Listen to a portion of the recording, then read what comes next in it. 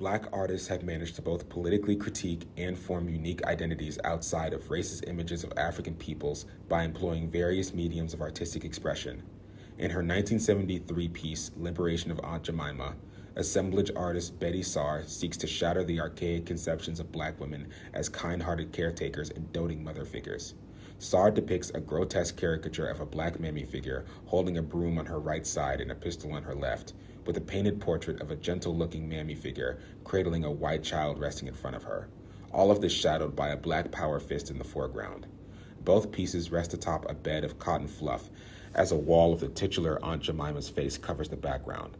By juxtaposing so many symbols in close proximity to each other, Saar forces the viewer to reconcile what it means for a Black woman to be both caring and violent, to appear pretty and hideous, to be a symbol of radicalism and capitalism. Through her experimentation with assemblage and visual storytelling, Saar also works to liberate both herself and Aunt Jemima through her creative exploration of Black motherhood and femininity. Similar work is done by South African artist Moha Modise in a performance piece of his exhibit in the Saatchi Gallery of London. The performance starts with a lingering gaze upon Modise still body as he poses like a statue. Against the white background that contrasts his naturally melanated skin tone, Modise begins to peel layers of dried Black paint covering his upper and lower body. As he slowly removes mountains of Black sludge from his skin, the audience is given time to reflect on the history of white supremacy and their fans painting their white skin in a similar manner to Modise, with the intent to mock and shame Afro-descendants such as himself. By physically removing the image of Black skin that had been forced upon him, Modise liberates himself and is able to fully embrace a shade of Black that seems to better suit him.